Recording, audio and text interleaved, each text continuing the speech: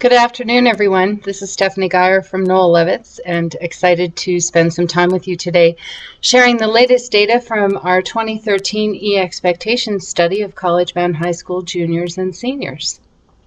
We've got a lot of data to get through, and I'm grateful that you're wanting to spend some of this time with me. So I hope that you will share some questions through the console available to you, and let me know if you'd like for me to go back and review anything in particular.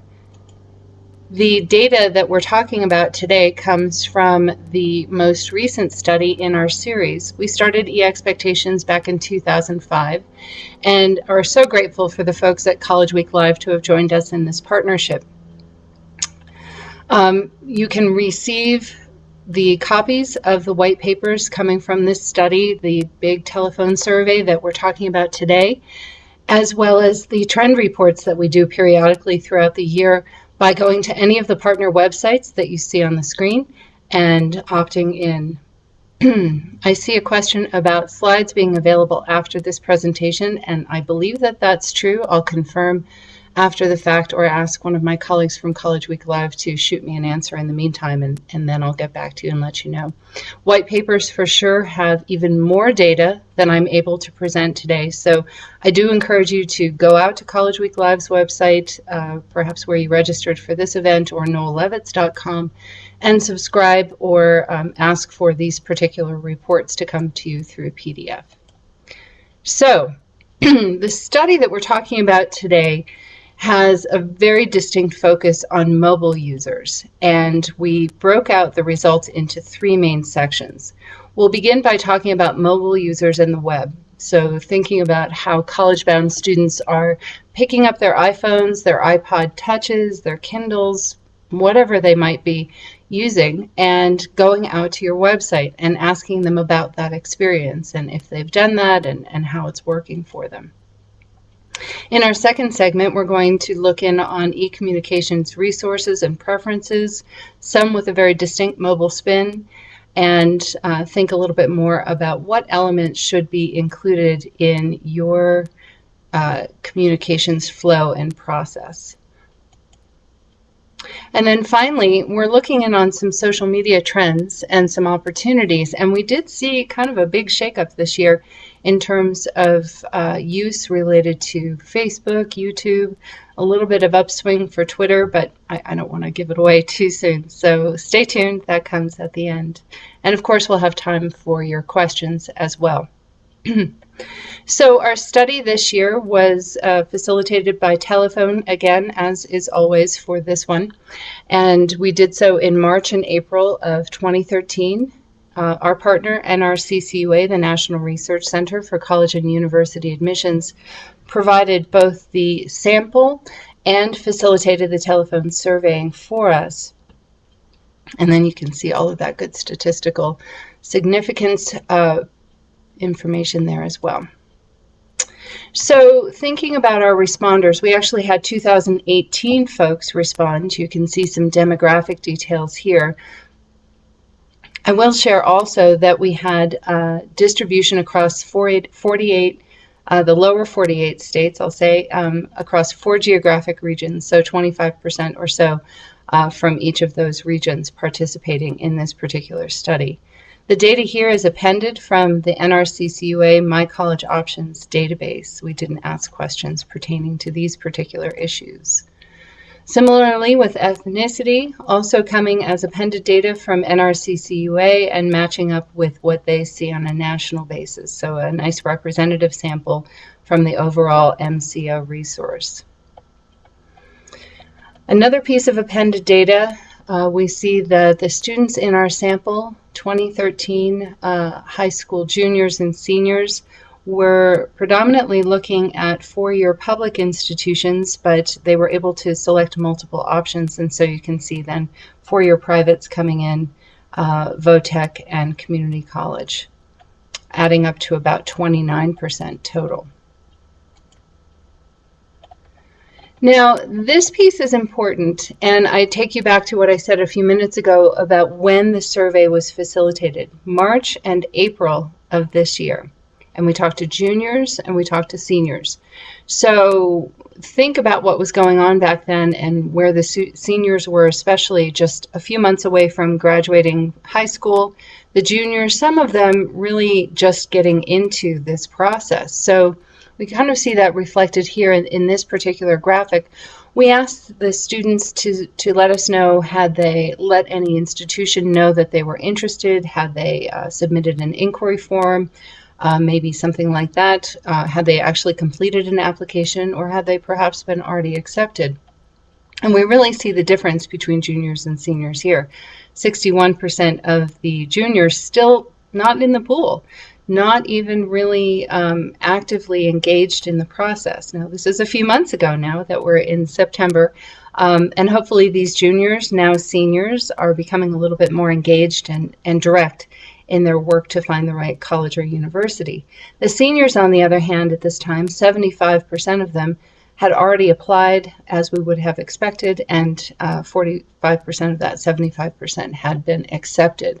Yet it's still interesting to think about the 25%, 16% prospects, 9% inquiries, who had not yet applied. 16% of them not even letting any institution know that they're interested in attending.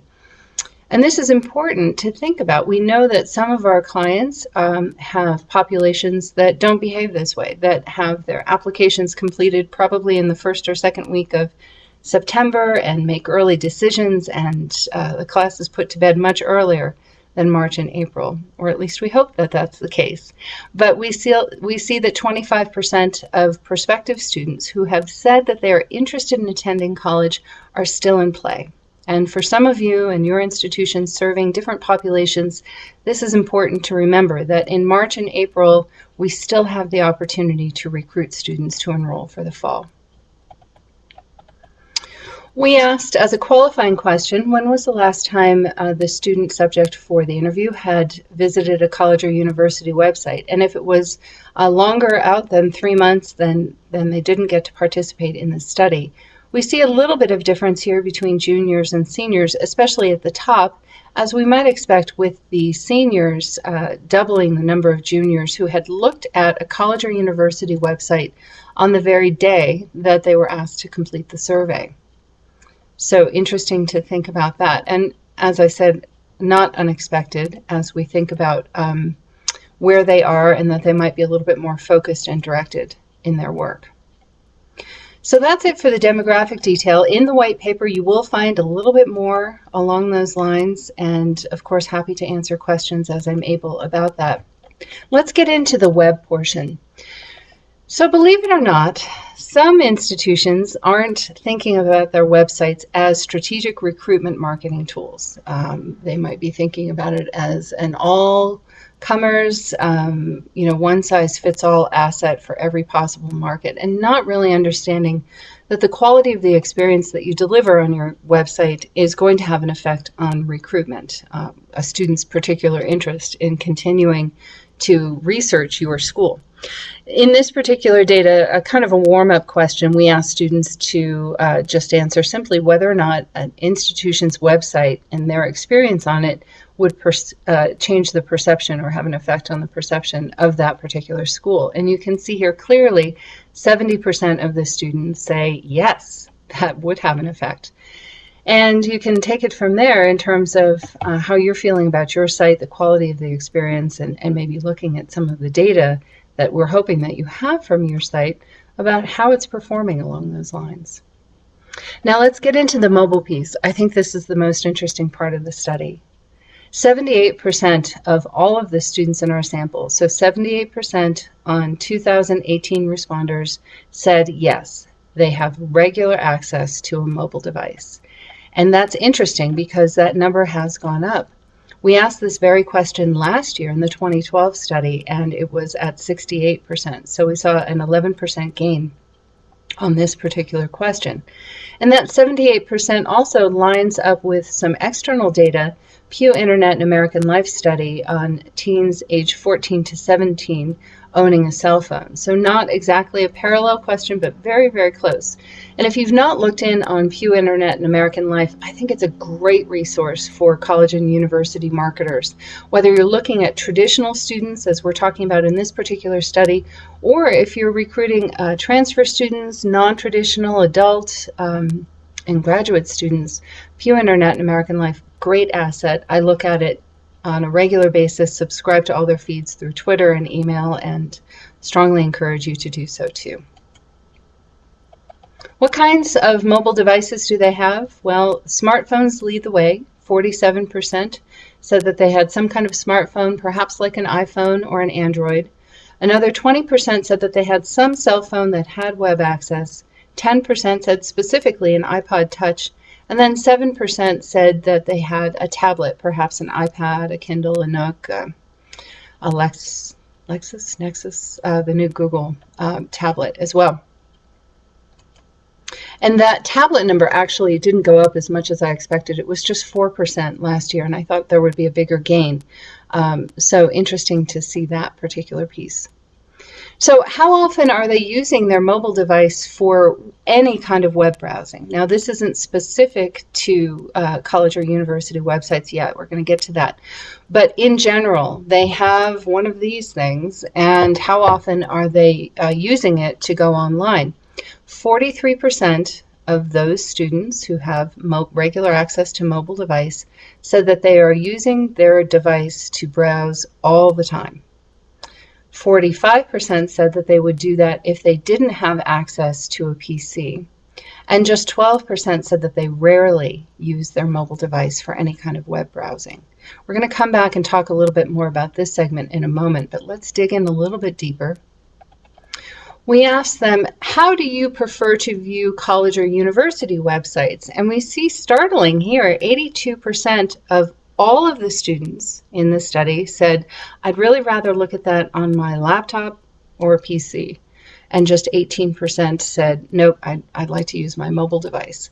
But when we went back and looked at the data for this particular group, remember the 43% who said all the time, we found something very different. 70% of those students who use their mobile device for generic browsing all the time said that they would prefer to view college or university websites in that mobile venue, in that mobile setting, and just 30% chose the PC. So if they are hardcore users of these resources, they are in there and they're looking at your site. If they aren't, well, you may have a reprieve. We also think that this high number, 82%, may be because we've trained them that college and university websites don't often function very nicely on in a mobile setting. We haven't had a lot of responsive. We haven't had a lot of adaptive or mobile sites, M sites, come up. We see more and more, and I'm going to talk about that in a moment. But universally, we don't have everybody using those methodologies to support mobile users. I hope that'll change. So, have the students actually looked at a college website on a mobile device? 68% said that they had, and that is up from 57% in 2012. So this number also on the rise, as well as the overall access to mobile. Now, of those who said that they had looked at a college website on a mobile device, 47% said that they had looked at a school website within a week of the date that they were polled. So some of them that actual day of the survey, but others within that week. So pretty directed group in there and using their mobile device to get into your website and look for information about programs, maybe financial aid, maybe even to fill out a form. We'll talk about that a little bit in a moment too. We did ask a forced choice question, how do you feel about college websites adapting to a mobile display? And just 51%, more than half, said that they did prefer adaptive or responsive websites. 49% said that it didn't matter. Now, some of those may be the tablet users who I think have sometimes an easier go of it if your website isn't responsive. Not always, but sometimes. I think also this question is a little tricky in that while we as marketers and web developers understand the vernacular of adapting and that mobile sites or websites can adapt and be a little bit better in terms of their experience for mobile users, not all of the students will necessarily understand that. So a little bit tricky in our question, but I expect this number to grow if we ask again next year. Okay, so just a quick note on recommendations. If you don't have a mobile strategy, at least in process, if you aren't talking about this around your meeting tables, now you really need to be thinking about this as a way to continue to provide great customer service to your prospective student markets and decision influencers.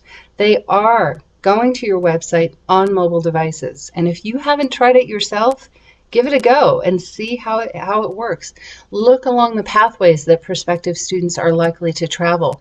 Look at your academic program listings and see what kind of content you can get and how easy it is to manipulate those pages and hit links.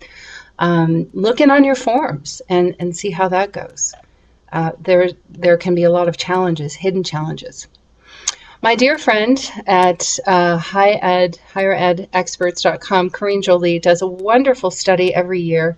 The 2013 State of Mobile and Responsive Web in Higher Ed came out earlier this year, and she found that of the 174 campuses in her study, 68% said that they had some mobile strategy. They might have had more than one.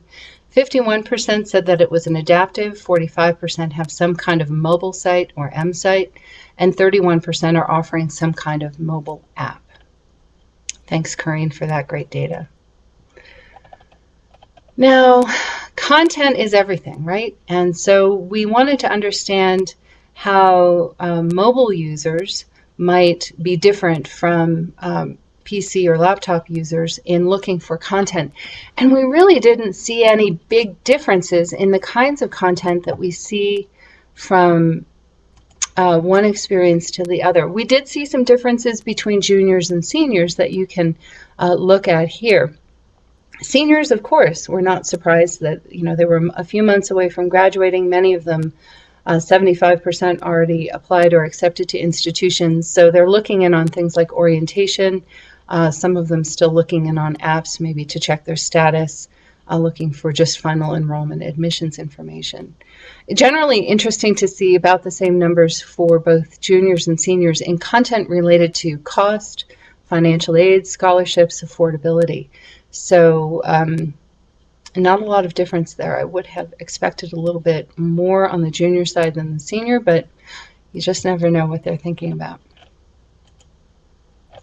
So the challenge in mobile site development, responsive, and any website development is making sure that any user, whether they're coming to your site for the first time or they've been here and they're back again looking for more details, the 15th visit, that they can find it. It's all about information architecture and making it so easy for the user to get to the content that they need at any given moment. But I would say also in leading them to content that they haven't thought that they might need to experience. So it's really a juggling act to accommodate both. And you really need to be testing. I think if your user testing programs haven't gone into the mobile experience as well, we need to get that started too. And that's a great way to go if you are just starting with user testing and hopefully doing that really, really soon. We love user testing. Going to go do that in Wisconsin a little bit later,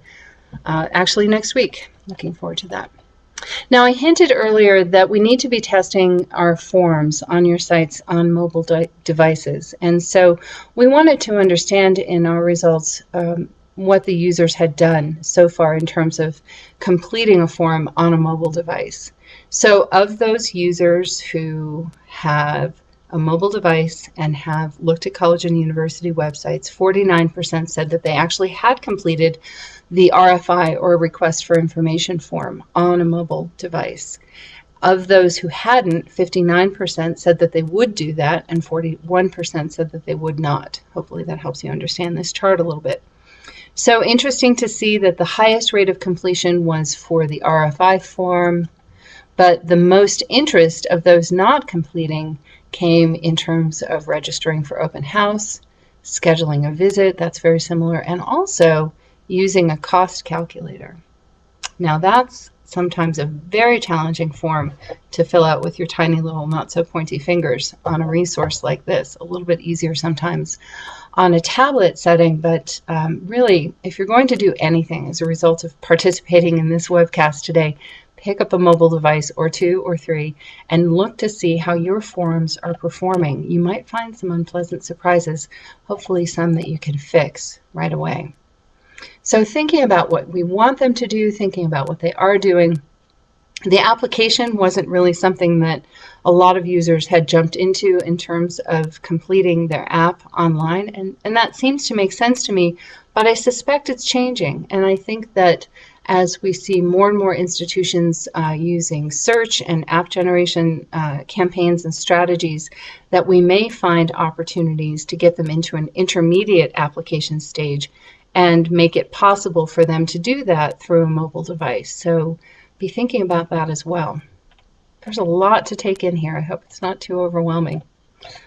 Now we're going to move into the e-communications segment of the results from our study. So we're going to hit on things like resource preferences and email for certain, email in the mobile setting, and getting into some paid interactive marketing and text message sending. So excited about this particular segment. Some warm-up questions. Again, we asked forced choice, what types of resources do students prefer in their college research experience? And 58% said that they preferred to find web-based or digital assets, things that they could use online. And 42% said that they were still favoring print materials, phone calls, those more traditional assets. I think, we sometimes like to have debates about whether or not print is dead. Print is not dead. Even though this number is smaller than this number, you still have a need to think about how you include print, how it's integrated into your digital strategy when you're delivering materials, to what market segments, to what funnel stages. It has to be in there, but it has to be married up with what's going on in the digital experience, with the social media, editorial calendars, with what you're winging out through email. You've got to keep it all connected, and you've got to watch it very closely to see performance. Now, we just wanted to kind of check in on interest for some specific resources, and so you can see the highest rated here at the left, very traditional. So traveling to campus for a tour, 85%, 83% said that they're still willing to meet up with your admissions team on the road at college fairs. And maybe we can call email traditional now too, but 75% say sending you an email and saying, hey, this is Stephanie Geyer. Could you tell me more about the art program? Still a viable option. Making a phone call. Believe it or not, some of us still use our mobile devices to actually pick up the phone and call someone. And so hopefully that's happening for you as well. We still see interest in that. Now, a big drop-off here, chatting through instant messaging at 44%, text messaging at 41%. We're going to see some different numbers in a different question methodology here in a moment. Submitting questions through social media channels at 40%, 38% saying that they would ask a question during a live webcast, and 31% saying that they would chat through a webcam. Maybe just as I'm doing right now with you, but with a two-way dialogue going on instead of a presentation. So yes, these numbers are significantly lower than their counterparts at the top of our chart, but they're not, they're still at a rate that I think we need to pay attention. And part of the reason why I love using e-expectations and love facilitating this research is that it gives me an eye toward the horizon. What is emerging as new opportunities, new layers to add into our communications mix? And so I look to these lower scoring things, which may seem contrary to reason, but looking to the lower rating emerging assets as clues about where I should be counseling my clients in piloting and experimenting with new tools. The webcast one is something that a client of ours, I think, did beautifully earlier this year in facilitating conversations with students and their parents about financial aid. This is a small private in the East, and cost is an important consideration for their prospects and their families. And so interesting to see that they had a lot of stealth applicants and unknown inquiries come in through this opportunity to talk with financial aid teams and admissions teams through a webcast. Now, what about the influence of different resources? Well, of course, as somebody who does a lot of web development for a living, 75% saying that the college website was the strongest influencer in terms of resource made me happy. Also, very happy to see that email, for more than half at 53%, has a lot of influence. And some other great things as well. College planning sites at 49%, college rating sites. And then we see social media coming down at lower rates, 22% and 15%, so Facebook and Twitter in terms of influence. And I think that that makes sense. We see a little bit more juxtaposition between social media compared to web assets here in a moment. And so reliability. Another question that we wanted to understand. And as I was saying before, websites, 97% of the total sample saying that the students feel that your college sites are reliable, that they trust the assets, the content, the data that you're sharing there about your programs, the enrollment process. I was surprised in this particular question format that social media assets got up to 48%. I had a hypothesis that students were just, not expecting that the social media content was accurate or true, and almost half are beginning to feel that way, and I think that that's kind of a change over time. College planning sites here at 81%, and email in terms of reliability, I think also quite high, and we have a lot more coming on email in a moment. So we have more and more ways to use digital assets in our communication flow. And sometimes it's overwhelming. Sometimes you might think, well, I'm not even really doing email that well, or I haven't incorporated landing pages into my email strategy. How can I start taking on these webcasts or promoting Google Hangouts or, even getting text into the mix? I think that you always need to start with pilots. And what I mean by a pilot is a small contained project, and maybe you're picking a particular market segment or funnel stage and using these pilots to help you decide, make good choices about what new layers you're adding into the mix. We know that not every communication method that we have gets to 100% of our markets, and so you have to have layers. You just do. So choosing the right layers and continuing to test with them, continuing to check your results and make sure that you're getting what you need out of those layers is really the best counsel I can offer. So this year, a new direction for us in our study, we wanted to understand about all of the opportunities that we have now as marketers to use paid resources, things like AdWords and Google, paid interactive marketing that comes through Facebook channels and other search engines, and perhaps even retargeting. What's going on? Are the students responding to this? We were stunned. 30% of the students in our sample total said that they had actually clicked on an online ad, maybe something running along the rails as they're looking at Facebook or some other social media asset or who knows where, that they have clicked on an ad that was specifically for college or university. 30% said that they had done this. I thought it was going to be in the teens at best.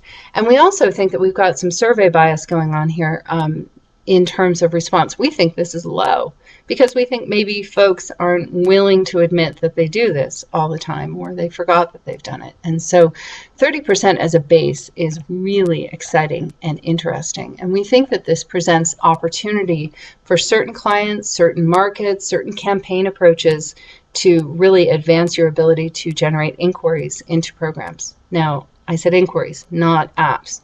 I think it's a ridiculous notion to expect anybody who's fooling around on the internet to click an ad and immediately be ready to complete an online application. Take smaller steps, smaller bridges to connection points with prospective students through these channels, and get them into a dedicated landing page that has a very easy, fast RFI form, and then takes them on to great content. The biggest challenge that I see with institutions experimenting with paid interactive marketing is that they create these ads and then they dump the user directly into their homepage, their .edu, or some interior page that is not specifically a landing page for that particular campaign. Big mess. If you need some help there, call me. We can help you sort it out. So where did our 30% clicked? Where did they recall clicking? And we can see Google, not surprising, at 49%, Facebook at 24%, Yahoo at 13%, poor Bing at just 3%, in spite of their funny TV campaigns that are going on now, and all other categories in at 12%.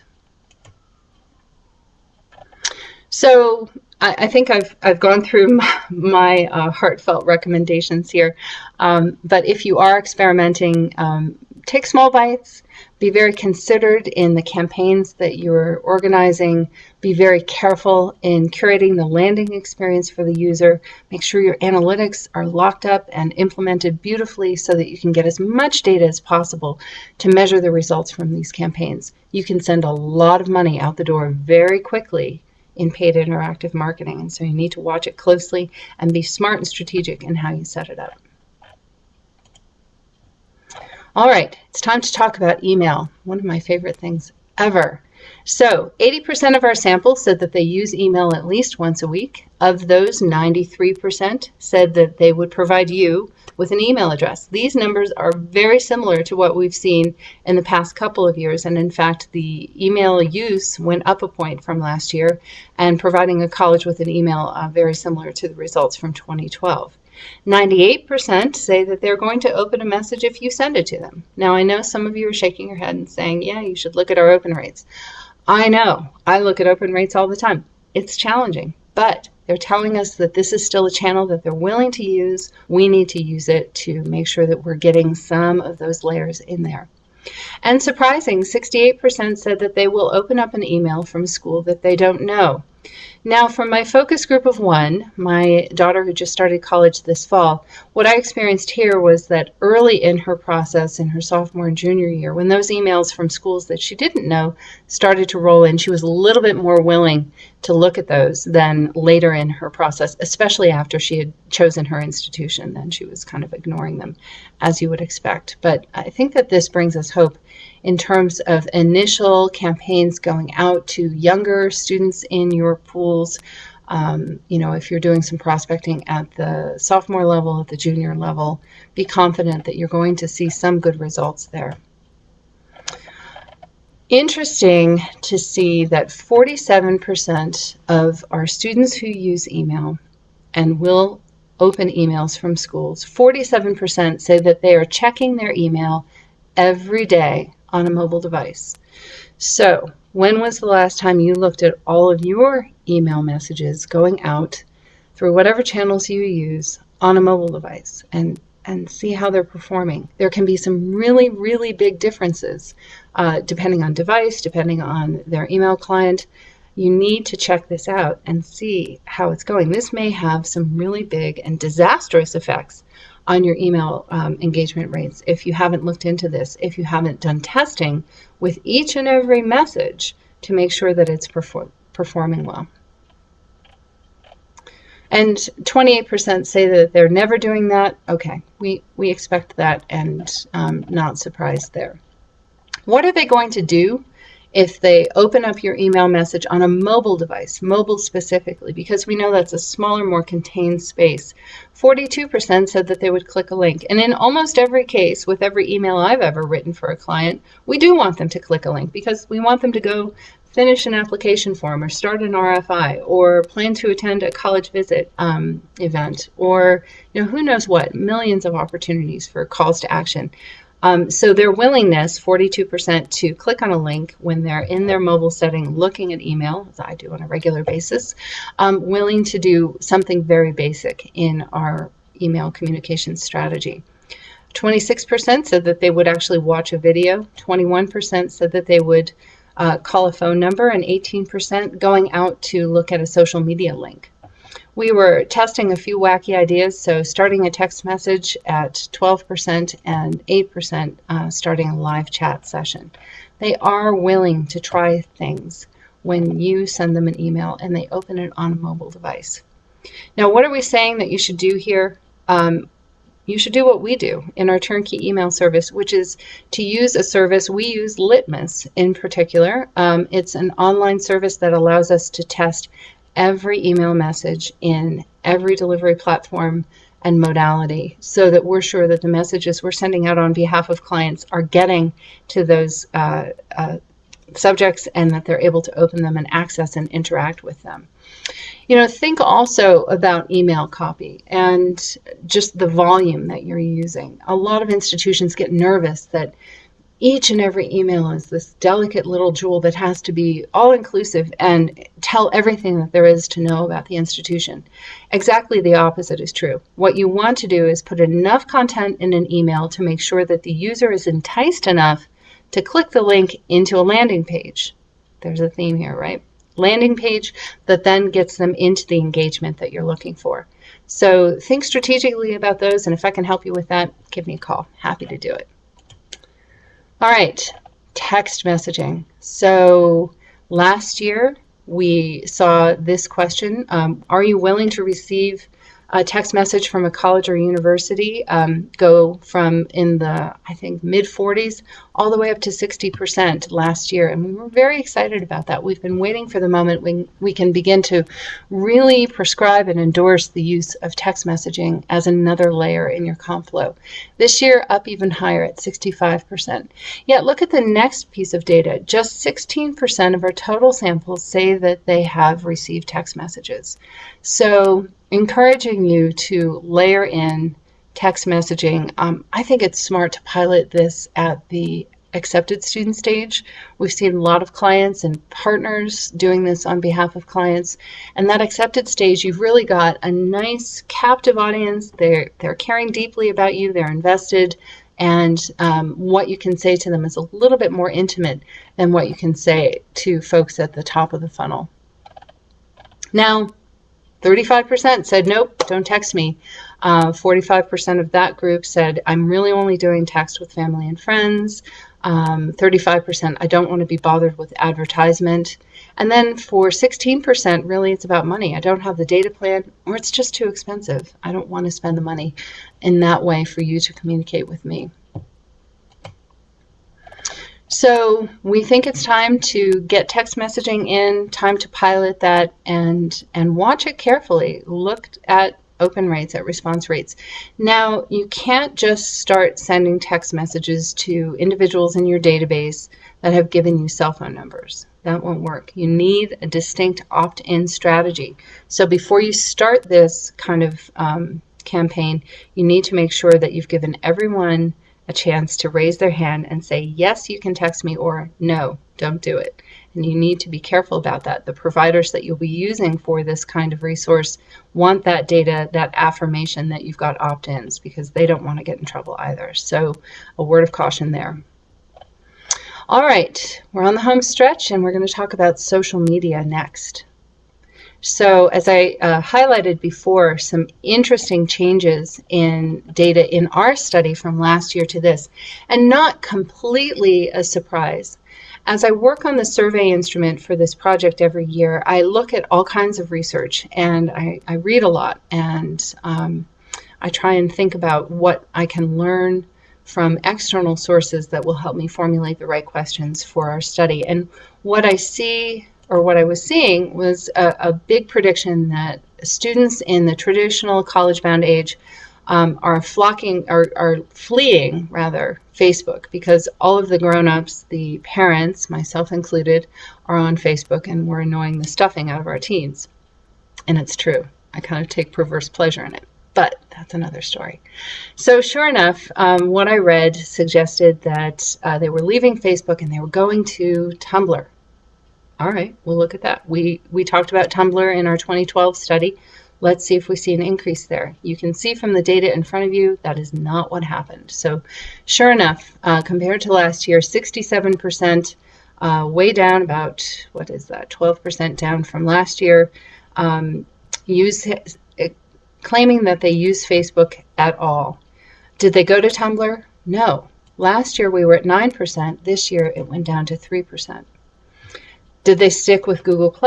No. Last year we were at 9%. This year we're down to 5%. We only saw a 1-point gain in Twitter, and I don't know what wackiness is going on here with YouTube. I wasn't anticipating this kind of a drop, and I think we need some further research here as well. So where did they go? Well, this is the first year that we asked about Instagram, and we see that entering the scene pretty intentionally at 15%, and Snapchat here at 3%. We didn't have the opportunity to ask about Vines, and there's some other new options that we'll be asking about in future studies as well. So we know that this is an incomplete set of all of the social media venues that the users could have been, or the test subjects could have been into, but we don't see clearly where they've gone. We also think from our own focus groups in the eExpectations team, a number of us have children of college-bound age or now enrolled in college. We also think that a number of them still have Facebook accounts, but maybe it's not so cool to say that they use them, or maybe, as one young man exclaimed, that he's just there to lurk and check out what other people are saying. He's not really posting or contributing, he's just looking. Not sure what that means for us as marketers, but this is definitely an area that we're going to continue to pay attention on, and hopefully even get some trend studies going yet this fall to get back to the market and see what they have to say.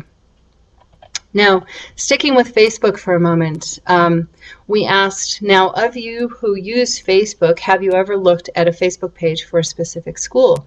And again, we saw another really big decrease from 67% in 2012 to 35% in 2013, so went way down.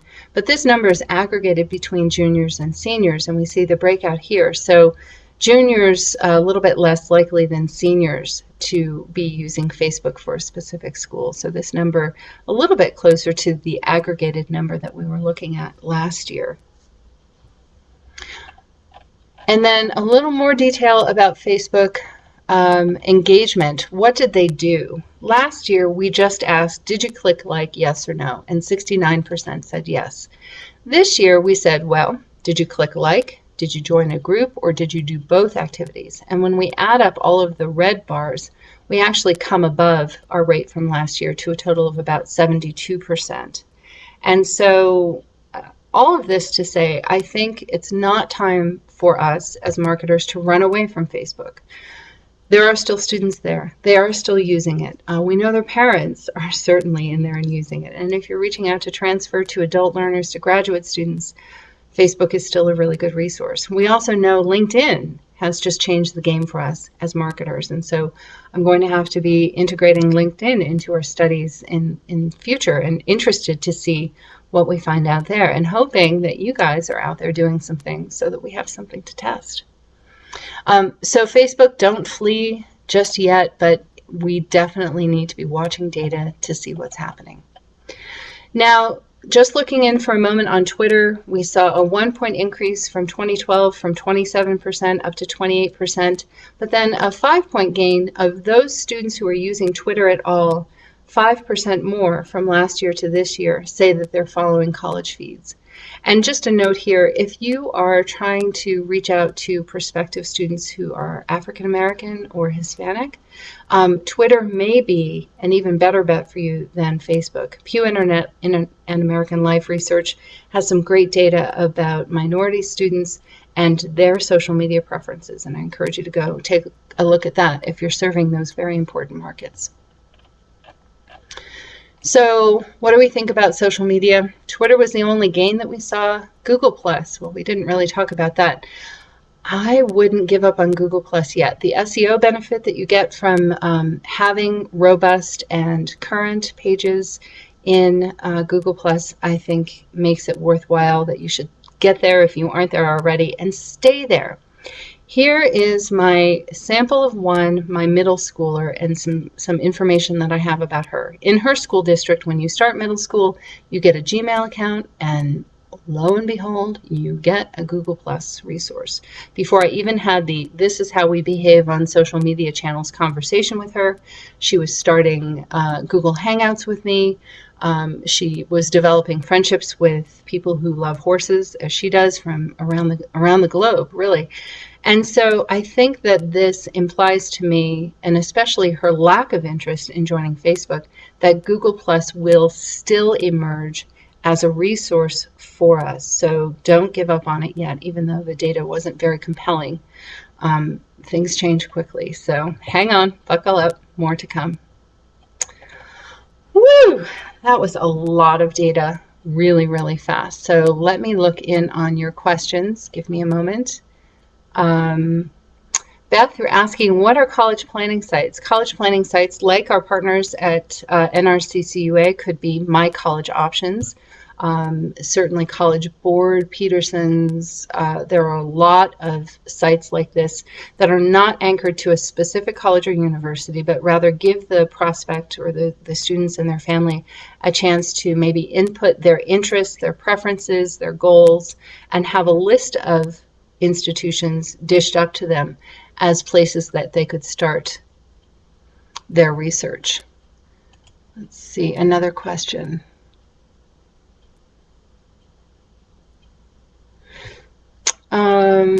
Let's see what else I can answer. Thanks for bearing with me.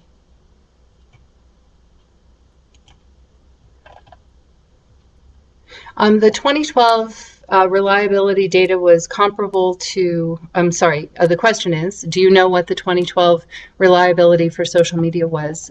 For our study, was the same as what you saw here. So a 95% confidence interval plus or minus 3%.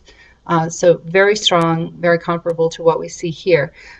You know, it is a selected sample of college-bound students, and so always we need to think about your distinct markets, your distinct geography, other factors. My advice always with e-expectations is to take the questions that we've asked and ask them of your own prospects, of your own inquiries, of your own applicants, of your own accepted, and look at the data for yourselves to see, gosh, where do you compare in line with what we're finding on a national level? And maybe where's your market a little bit different? I know I work with some institutions in more rural locations where bandwidth, access to internet is different than it might be in the Northeast, where it's very heavily saturated, much more abundantly available. You just need to look in on this for your own markets and get some details. Deanna, I see that you're asking if you can get a full text set of the questions, and I would encourage you to email me directly and I can talk you through how you might access that. And I'll post my contact information right now so you can be gathering that up and welcome your questions, any questions that we might not get to today. I'm running up against the top of the hour. So lots of questions coming in. Thanks so much. Have students indicated any interest in downloading a prospective student mobile app from a university as a means of exploring an institution? Yes, yes, yes, yes, they have. And unfortunately, that piece of the results from the study didn't make it into the cut for time that we have today. So go get a copy of the white paper and you'll find a lot of evidence that there's high interest in doing this, but low actual use. So yes, they say when we ask them, hey, would you ever download an app from a specific school? They say that they would. But then when we ask, have you done that? They haven't. That could be for a lot of reasons. Maybe because they aren't finding them on your site, or that you haven't produced them, or that the app isn't clearly indicating that it's for a prospective student. And a lot of institutions are building mobile apps, but they tend to be in partnership with groups like Blackboard that are really serving current students more effectively than prospective students. So more data. I promised you there was more than we could get into in this study, and that's a great example. Let's see. Oh, here's an interesting one. What is the average open rate for an email campaign to high school seniors from a university? So here's a little secret about consultants. We're never supposed to say, I don't know. But here's me being really honest. I don't know. What kind of institution are you serving right now? What kind of market segments? What kind of email message? What day did you send it? What testing did you do to make sure that it was going through browsers?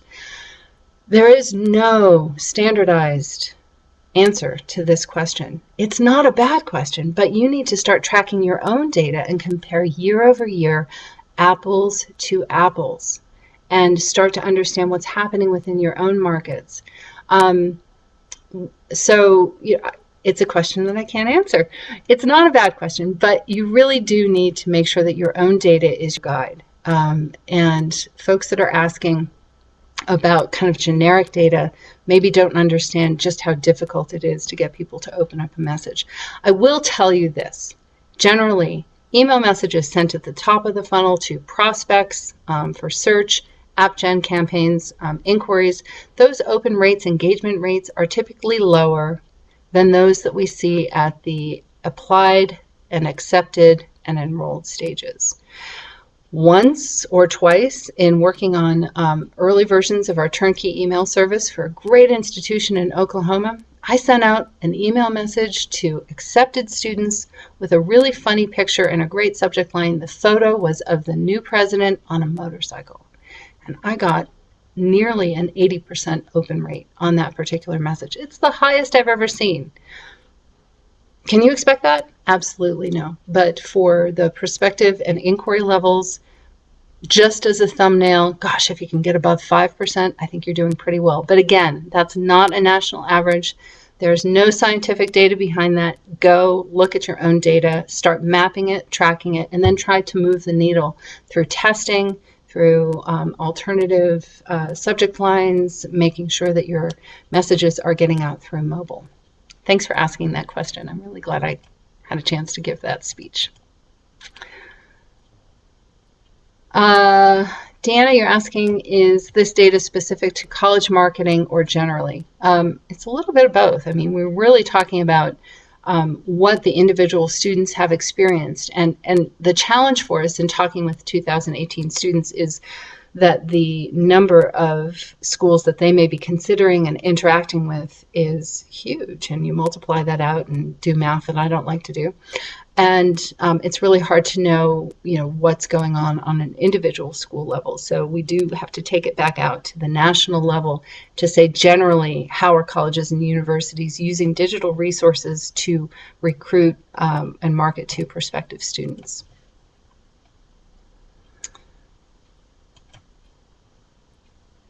Mike says, I see LinkedIn is starting to promote university pages as a recruiting tool. Any thoughts there? My initial thought is get out there, get your assets together, push them out, and keep an eye on it.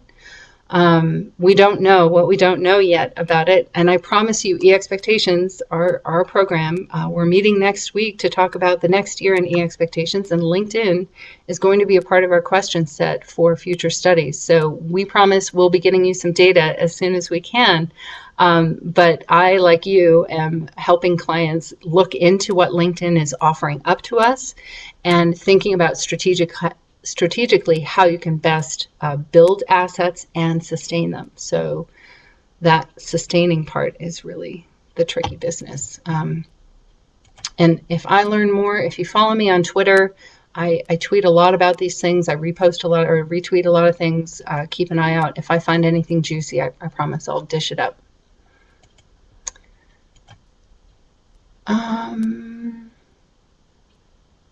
Henry Baker, you ask an interesting question. We use a private Facebook application through Integral, we like Integral, for accepted students to connect with each other. Given the new results for Facebook usage in general, to what degree do you think this cascades to participating in a more targeted Facebook environment versus the general school Facebook page? I think you're smart to be using the tools that Integral offers up. We've looked in on them, and we have a number of clients that use them, and we think that there's some good stuff happening there. We've always been excited about using social media, especially at the accepted stage in the funnel. And I don't think you should be dissuaded from Facebook because of these generic kind of results that, not generic, but these results that we're seeing in these trends. I do think that you want to keep an eye on it and compare year over year on engagement rate and all of the metrics that I know Integral is dishing up. So I don't think you're intending to abandon ship, but I do think it's still worthwhile to look at Facebook at that stage in the funnel. So keep up the good work, and I hope that it will continue to pay off for you.